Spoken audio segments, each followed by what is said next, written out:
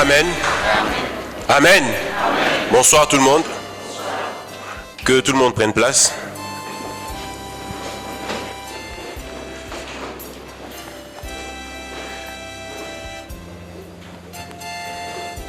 Que Dieu bénisse la présence de tout un chacun. Nous allons ouvrir nos Bibles dans 1 Corinthiens 11, 17.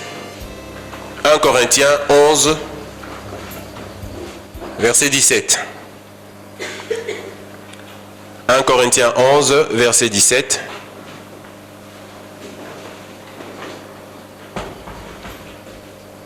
J'attends qu'on nous affiche le verset. 1 Corinthiens 11, verset 17.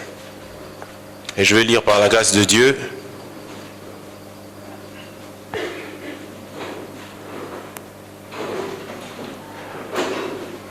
En donnant cet avertissement, ce que je ne loue point, c'est que vous vous assemblez non pour devenir meilleur, mais pour devenir pire. En donnant cet avertissement, ce que je ne loue point, c'est que vous vous assemblez non pour devenir meilleur, mais pour devenir pire. Et d'abord, je peux me continuer jusqu'au verset 18. Et d'abord, j'apprends que lorsque vous vous réunissez en assemblée, il y a parmi vous des divisions, et je le crois en partie. On s'arrête là. Donc je reprends le verset 17. En donnant cet avertissement, ce que je ne loue point, c'est que vous vous assemblez non pour devenir meilleur, mais pour devenir pire. L'apôtre Paul est en train de parler à l'église de Corinthe. Et après avoir, pendant un moment, donné des enseignements, encadré les bien-aimés de Corinthe, Paul reçoit, lorsqu'il était en voyage, Paul reçoit des nouvelles de l'église de Corinthe. Et qu'est-ce que Paul est en train de dire? Il dit, en donnant cet avertissement, ce que je ne loue point, c'est que vous vous assemblez non pour devenir meilleur, mais pour devenir pire. C'est-à-dire que l'apôtre Paul fait un bilan. Il dit, vous vous assemblez. Mais le but, en fait, de s'assembler, c'est de devenir meilleur. Alléluia. C'est ça le but. C'est de devenir meilleur. Mais quel est le constat amer que l'apôtre Paul est en train de faire? Il dit, ce que je ne loue point, c'est que vous vous assemblez. C'est bien. Mais non pour devenir meilleur, mais pour devenir pire. Donc c'est le contraire de ce que cela devait produire en réalité. Alléluia. Le fait de s'assembler devait faire que l'église de Corinthe devait aller de progrès en progrès, comme le dit la parole de Dieu, que tes progrès soient évidents, aller de progrès en progrès. Mais le constat a été amer, c'est que il dit, vous vous assemblez non pour devenir meilleur, mais pour devenir pire. Alléluia.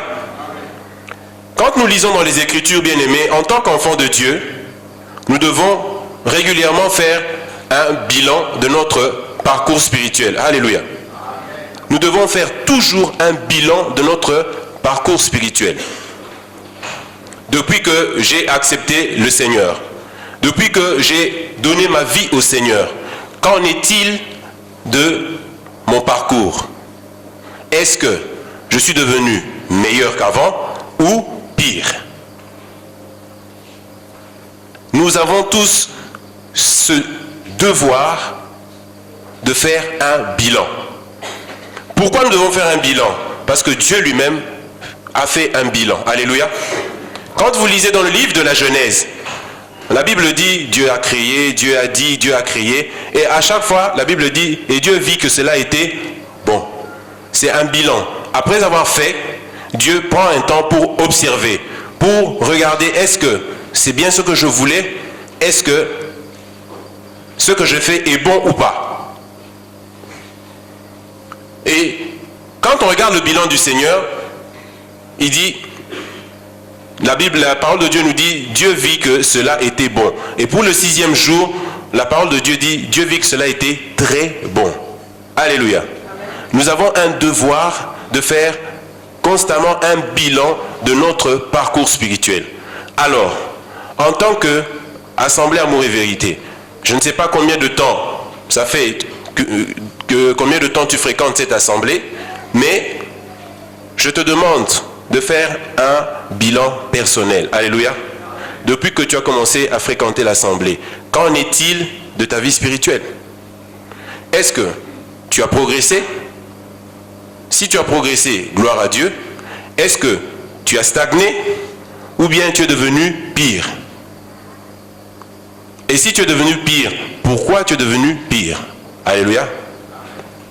Mais la réalité, je parle maintenant des églises, la réalité est que, comme je le dis et je le dirai régulièrement si Dieu me le permet, la réalité est que nous nous assemblons non pour devenir meilleurs, mais pour devenir pire. Parce que si on était devenu meilleur, on n'allait pas faire la une des faits divers. Alléluia. Or, le constat est que les églises, nous faisons la une des faits divers. Vous comprenez ce que je voudrais dire? Nous faisons la une des faits divers. C'est cela le constat. Donc, le constat que Paul a fait ne diffère pas de ce que nous sommes en train de vivre actuellement. Le constat est que nous nous assemblons, non pour devenir meilleurs, mais pour devenir pires. Alors, je me pose la question et je vous pose la question. C'est un peu dans le même ordre d'idée de la question que j'avais posée jeudi dernier. À quoi bon continuer à se réunir, continuer à dispenser des enseignements si c'est pour devenir pire? À quoi bon? Il faudrait mieux, dans ce cas, qu'on arrête tout, qu'on reste dans nos maisons. Puisque le but n'est pas atteint. Alléluia. Le but, c'est de devenir meilleur. Mais le constat est que nous devenons pire. À quoi bon continuer? À quoi bon continuer si le résultat escompté n'est pas atteint? C'est tout simplement pour nous faire comprendre que nous avons le devoir de faire un bilan personnel. Alléluia. De voir si réellement parce que c'est un sacrifice. Alléluia. Beaucoup sont venus du travail en ce moment. Beaucoup viennent du travail.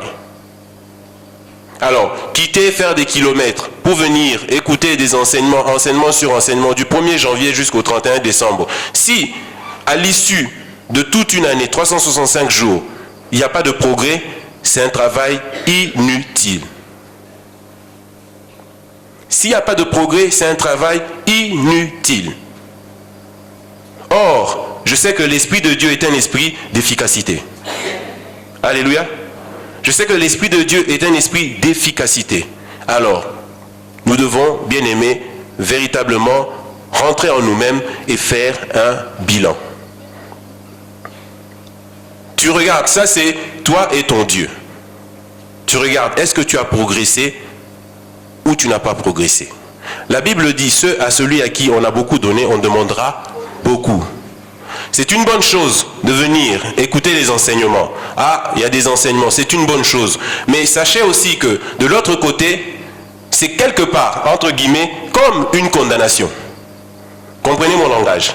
C'est comme une condamnation. Dans quel sens? Le fait d'écouter, nous n'avons plus d'excuses. Est-ce que nous comprenons ces choses? Il aurait mieux valu ne même pas écouter. Mais le fait d'écouter, nous n'avons plus d'excuses. Donc nous sommes dans l'obligation de mettre en pratique et d'aller de progrès en progrès. Alléluia. Alléluia. Amen. Que chacun fasse un examen de conscience. Que chacun rentre en lui-même. Faire un bilan de son parcours. Depuis 10 ans, 3 ans, 6 mois, Dieu seul sait.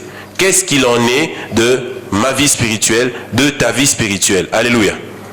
Et au-delà de ce bilan, même le bilan de l'assemblée que tu fréquentes.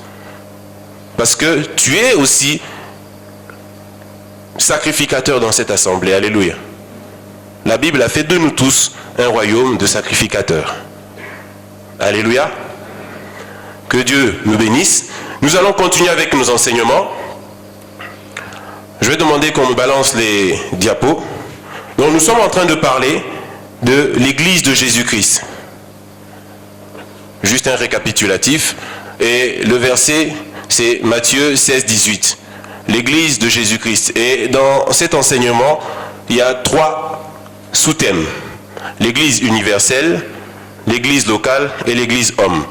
Donc nous sommes encore dans l'Église universelle. Qu'on me balance le 3e, Et dans l'Église universelle, pour ceux qui étaient là depuis le début, nous avons parlé de la préfiguration de l'Église. Pourquoi préfiguration?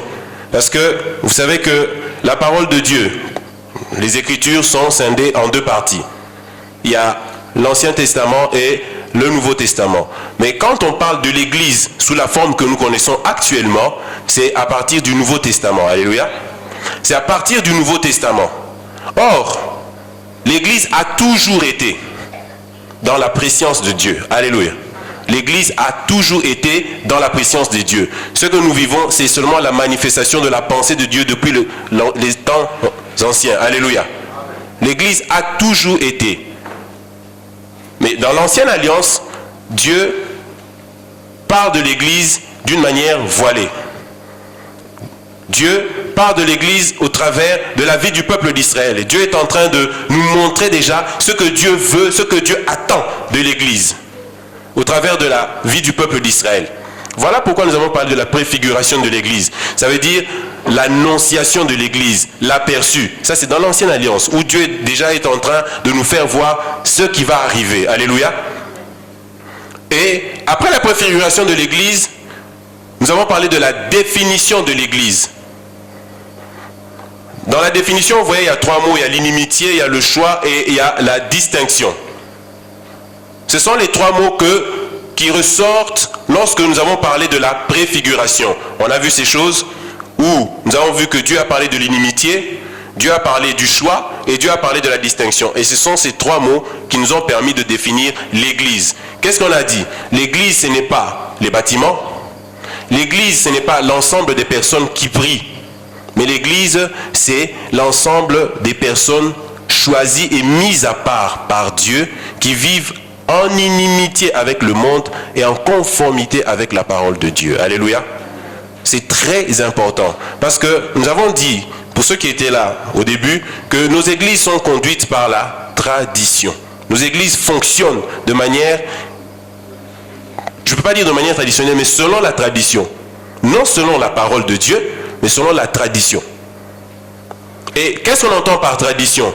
Tradition, c'est tout ce que les hommes ont mis en place, mais qui n'a rien à voir avec la parole de Dieu. Alléluia. Et la tradition est en parallèle avec la parole de Dieu. Ça ressemble à l'évangile. On utilise des termes de la Bible, mais ce n'est pas la pensée de Dieu, ce n'est pas la parole de Dieu. Alléluia. C'est la pensée des hommes. Alléluia. Et nous avons ce devoir de veiller de manière à ce que nous ne puissions pas demeurer dans la tradition, ne pas tomber dans la tradition, mais demeurer dans la parole de Dieu. Alléluia. Donc, la définition c'était, l'Église, je le répète encore, c'est l'ensemble des personnes choisies et mises à part par Dieu, qui vivent en inimitié avec le monde, mais en conformité à la parole de Dieu. Et nous avons parlé du fondement et de la vision de l'Église. Je vais m'arrêter pendant un moment sur fondement, je vais revenir en arrière, et après nous allons continuer. Nous allons prendre nos Bibles. Prenons nos Bibles dans Matthieu 16-18. Nous allons revenir sur le fondement. Matthieu 16-18. Avant que nous puissions continuer, il faudrait que nous puissions comprendre qu'est-ce que c'est que le fondement. Le fondement. Le fondement, c'est ce qui soutient. Alléluia. Le socle. Le principe de base. Alléluia. C'est ça le fondement, le socle, le principe de base. Ce qui soutient. Et quand vous regardez tout autour de vous, vous allez voir qu'il y a des organisations, il y a des institutions. Vous allez voir, il y a le FMI, il y a l'ONU, il y a l'UA, l'Union africaine. Toutes ces institutions, toutes ces organisations ont des fondements. Alléluia. Ce sont des institutions et des organisations qui ne fonctionnent pas comme ça. Non, il y a des fondements. Par exemple, le FMI a été créé en 1944. Le fondement, c'est la stabilisation du système monétaire. Le FMI, vous entendez parler du FMI, vous avez entendu parler d'une personne qui était responsable du FMI. La stabilisation du système monétaire. Quand vous regardez l'Union africaine, le fondement c'est quoi? C'est la promotion de la démocratie en Afrique. Et de la même manière, l'Église a aussi un fondement. Mais la différence avec l'Église, c'est que le fondement de l'Église est différent de tout ce qu'on peut voir dans le monde. Alléluia. Tout ce que je viens de vous citer, le FMI, l'ONU, l'Union africaine, le fondement réside en ce sens que c'est la pensée des hommes. Alléluia. Tout ce que vous voyez, toute organisation gouvernementale, non gouvernementale, leur fondement, c'est la pensée des hommes. Mais la différence avec l'Église, c'est que le fondement de l'Église, ce n'est pas la pensée d'un homme. Alléluia. Et quelle est la conséquence? La conséquence, c'est que l'homme peut aménager les structures de toute organisation comme il l'entend. Le FMI, l'ONU, l'Union européenne, les hommes peuvent siéger et modifier les choses, mettre les choses selon leur convenance. Mais pour ce qui est de l'Église, il n'y a que Dieu qui peut déterminer la structure et le fonctionnement de l'Église. Alléluia. C'est important. Il n'y a que Dieu qui peut, lui seul, déterminer la structure et le fonctionnement de l'Église. Parce que l'Église ne vient pas de la pensée des hommes ou d'un homme, l'Église vient de la pensée de Dieu. Alléluia. C'est important. Alors, que nous dit la Bible? Dans Matthieu 16, 18. Et moi, je te dis que tu es Pierre, et que sur cette pierre, je bâtirai mon église, et que les portes du séjour des morts ne prévaudront point contre elle. Est-ce que nous pouvons remonter au verset 16? Simon-Pierre répondit, tu es le Christ, le Fils du Dieu vivant. C'est Simon-Pierre qui répond, après que Jésus leur a posé la question. Simon-Pierre répond, tu es le Christ, le Fils du Dieu vivant. Verset 17. Jésus, reprenant la parole, lui dit, tu es heureux, Simon, fils de Jonas, car ce ne sont pas la chair et le sang qui t'ont révélé cela, mais c'est mon Père qui est dans les cieux. Verset 18. Et moi, je te dis que tu es Pierre, et que sur cette pierre, je bâtirai mon église, et que les portes du séjour des morts ne prévaudront point contre elle. Alors, quand vous regardez, il y a Pierre avec grand P et Pierre avec petit p. On l'avait expliqué le dimanche. Pierre avec grand P, quand nous regardons dans la parole, les textes originaux, c'est Pétros. Mais Pierre avec petit p, c'est Pétra. Et qu'est-ce que ça veut dire, Pierre avec petit p? C'est la révélation de Jésus-Christ, Fils du Dieu vivant. Alléluia. Cette révélation-là, spirituellement, c'est un rocher. Alléluia. Spirituellement, c'est un rocher. Voilà pourquoi Christ dit, c'est sur ce rocher-là, cette révélation, que je vais bâtir l'église. Alléluia. Donc l'église est bâtie sur la révélation de la personne de Jésus-Christ. Et s'il n'y a pas la révélation de la personne de Jésus-Christ, c'est toute autre chose sauf l'église. C'est tout sauf l'église. L'église doit être bâtie sur la révélation de la parole. Donc nous avons intérêt à régulièrement partager, à régulièrement rechercher, à connaître la personne de Jésus-Christ. Connaître la personne de Jésus-Christ, ce n'est pas Jésus-Christ est Seigneur et Sauveur. Ça, même les païens le savent. Alléluia. Même les païens le savent, que Jésus-Christ est Seigneur, il est Sauveur. Ils le savent. Ce n'est pas ça. C'est aller en profondeur. Si je pose la question à toute la salle, je dis, qui connaît Claire Chazal? Qui connaît Claire Chazal? On peut lever les doigts. Qui connaît Claire Chazal? Levons les doigts, levons les doigts. Qui connaît Claire Chazal? Pratiquement tout le monde va dire que on connaît Claire Chazal. Mais en fin de compte, on ne connaît pas Claire Chazal. Est-ce que vous comprenez? On ne connaît pas Claire Chazal. On sait qui est Claire Chazal, mais on ne connaît pas Claire Chazal. Parce que pour connaître quelqu'un, il faut être intime avec cette personne, il faut fréquenter cette personne. Alléluia. Nous savons qui est Claire Chazal, journaliste et tout ce que vous voulez. Mais on ne connaît pas Claire Chazal. On ne sait pas qu'est-ce qu'elle aime manger. On ne sait pas quand elle est fâchée, quand elle est contente ou pas contente, quels sont ses défauts, ses faiblesses, ses qualités. On ne sait pas. Pourtant, quand on dit qui connaît Claire Chazal, tout le monde va lever le doigt. Mais en réalité, on ne connaît pas Claire Chazal. On sait qui elle est, mais on ne la connaît pas. Vous voyez la nuance? Et beaucoup, nous savons qui est Jésus, mais on ne connaît pas Jésus. On ne connaît pas Jésus. Pour connaître, il faut aller en profondeur. Je vais vous poser une question. Si je dis qui connaît la sœur Lydia, beaucoup vont lever le doigt. Mais je peux vous dire que vous ne connaissez pas la sœur Lydia. Vous ne la connaissez pas. Parce que, moi je peux dire que je la connais, mais sachez déjà que même l'homme, on ne peut pas connaître un homme profondément. Mais je peux dire que je la connais un peu. Parce que je sais, en la regardant, je peux dire qu'elle est contente ou pas contente. Chose que beaucoup ne peuvent pas savoir. Il y a une nuance. Alléluia. À partir de, rien qu'en la regardant, je peux savoir certaines choses que beaucoup ne peuvent pas savoir. Est-ce que vous comprenez la différence? Et ce n'est qu'à partir de là qu'on peut parler de connaître. Parce que je vis avec cette personne. Je côtoie cette personne.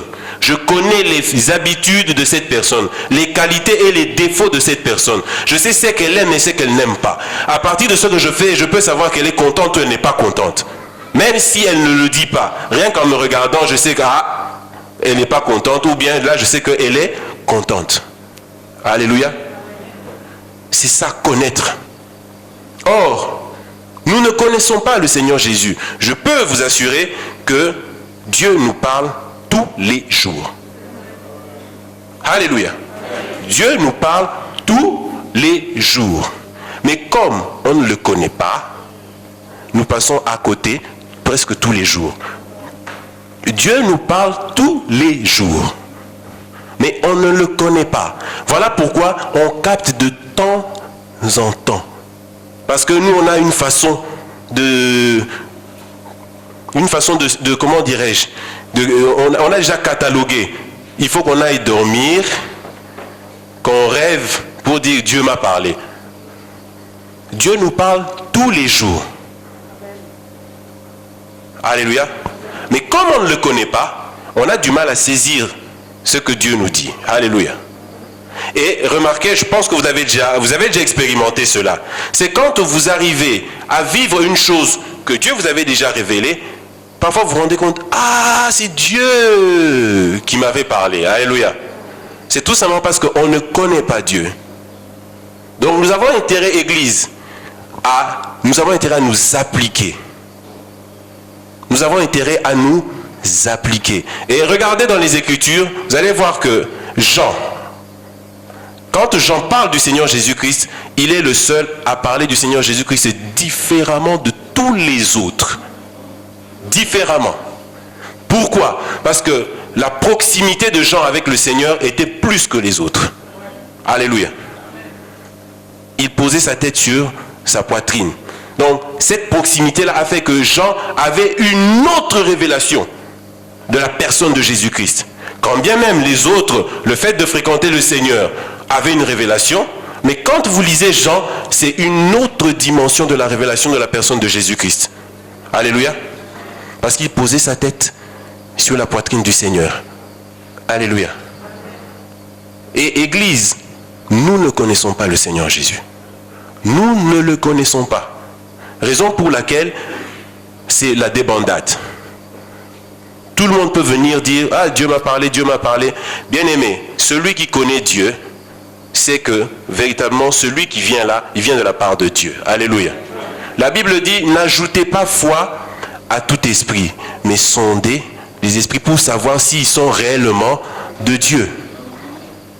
Pourquoi aujourd'hui nous sommes emportés à tout vent de doctrine? Parce que nous ne connaissons pas le Seigneur Jésus. Nous savons qui il est, comme Claire Chazal, mais nous ne le connaissons pas. Pourquoi nous ne le connaissons pas? Parce que nous ne prenons pas le temps nous sommes préoccupés par autre chose, comme ça a été le cas avec les enfants d'Israël.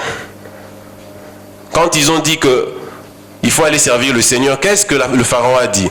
On va les accabler, les accabler, les accabler, pour qu'ils n'aient même pas le temps de penser. Alléluia. Nous ne connaissons pas le Seigneur Jésus-Christ. Or, l'Église est fondée sur la révélation de la personne de Jésus. L'Église est bâtie sur la révélation de la personne de Jésus. Donc nous avons intérêt à nous appliquer. Alléluia. Nous avons intérêt à nous appliquer.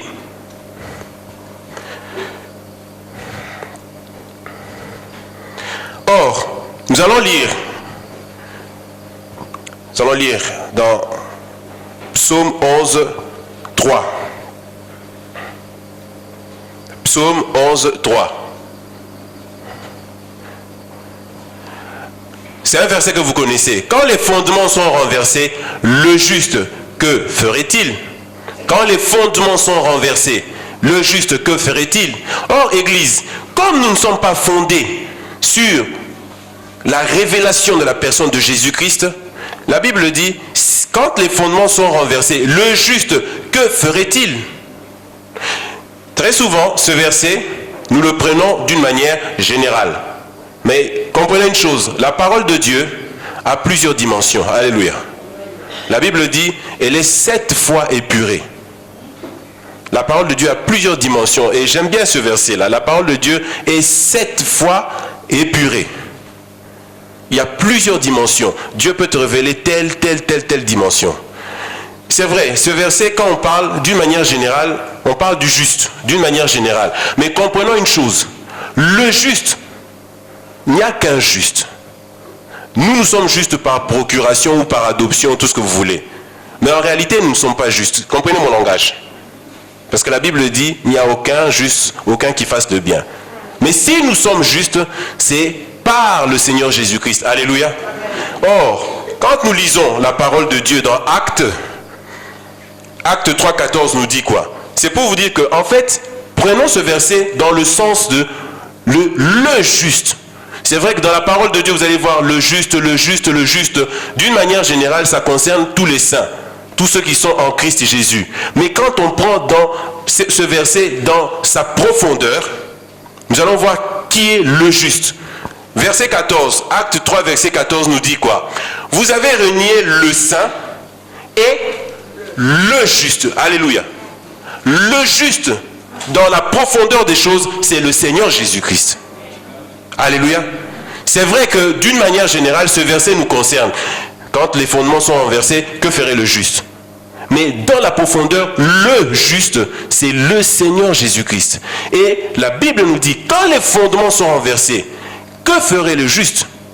Pour dire que si l'Église n'est pas bâtie sur le véritable fondement, à savoir la révélation de la personne de Jésus-Christ, qu'est-ce que vous voulez que le Seigneur puisse faire? C'est cela, ce verset-là. S'il ne se reconnaît pas dans ce que nous faisons, il ne peut rien faire. Est-ce que vous comprenez? Si le Seigneur Jésus-Christ ne se reconnaît pas dans ce que nous faisons, il ne peut pas se manifester. Quand les fondements sont renversés, le juste, que ferait-il? Nous pleurons, nous cherchons ceci, nous cherchons cela. Mais le juste ne peut rien faire. Parce que quand il jette un œil, il ne se reconnaît pas. Il ne se reconnaît pas. Les fondements sont renversés. Voilà pourquoi le juste ne peut rien faire. Là où nous attendons sa manifestation, il ne peut pas se manifester. Parce qu'il ne reconnaît pas son fondement. Quand les fondements sont renversés, le juste, que ferait-il? Voilà pourquoi il avait dit, vous anéantissez la parole de Dieu au profit de votre tradition. Ça se joint. Ça se rejoint. La parole ne peut pas se manifester. Or, qui est la parole? La parole, si ce n'est Jésus-Christ, la parole de Dieu. La parole ne peut pas se manifester dans toute sa grandeur, dans toute sa gloire, parce que le fondement est renversé. Le véritable fondement n'est pas posé. Voilà pourquoi, quand nous allons dans le livre des rois, Élie qui avait la révélation de ces choses, voilà pourquoi Élie, avant d'invoquer l'Éternel, Élie savait qu'il fallait rétablir les choses pour que la parole puisse se manifester. Alléluia. Il savait. Pour que la parole puisse se manifester. Allons dans le livre des rois. 1 roi 18, à partir du verset 30. 1 roi 18, à partir du verset 30. Élie dit alors à tout le peuple, approchez-vous de moi. Tout le peuple s'approcha de lui. Et Élie rétablit l'autel de l'Éternel qui avait été renversé. Qu'est-ce qu'il a fait? Verset 31. Il prit 12 pierres d'après le nombre des tribus des fils de